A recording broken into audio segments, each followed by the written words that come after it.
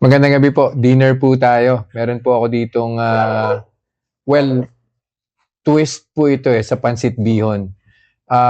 Syempre may mga followers po tayo na ayaw po nila ng shirataki noodles, no? So naghanap po tayo ng ipapalit sa shirataki noodles. Enoki mushroom.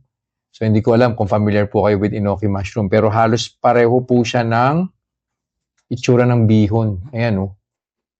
So, yun lang po yung nabago dyan. The rest of the ingredients, parehong-pareho po yan. Plus, meron po tayong toppings na liempo po ito. Ayan.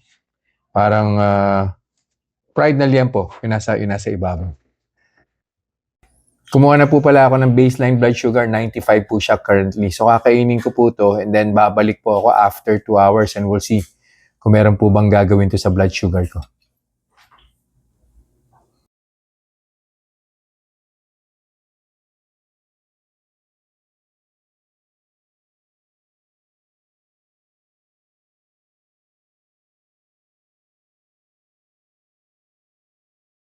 Conclusion na po dun sa tinry kong pansit bihon using enoki mushroom today.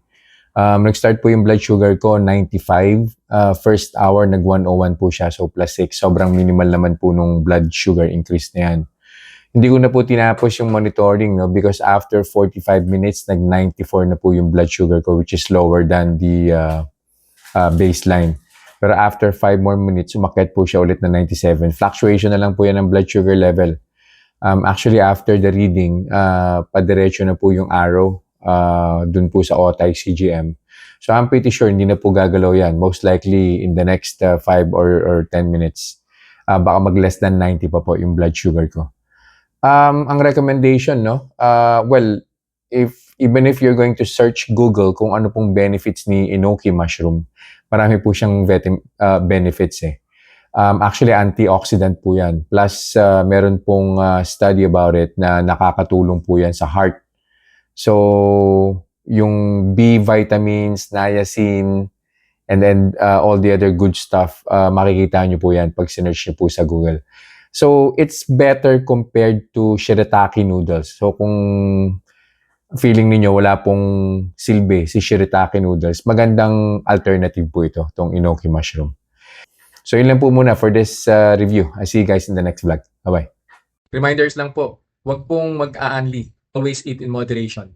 Di po ako doktor. So, whenever in doubt, konsulta po kayo sa doktor ninyo. And, yung results po ng mga review na ginagawa ko, it may vary. So, huwag niyo pong i-expect na yung resulta sa akin is magiging kapareho po ng resulta sa inyo. So, yun lang po. Have a nice day.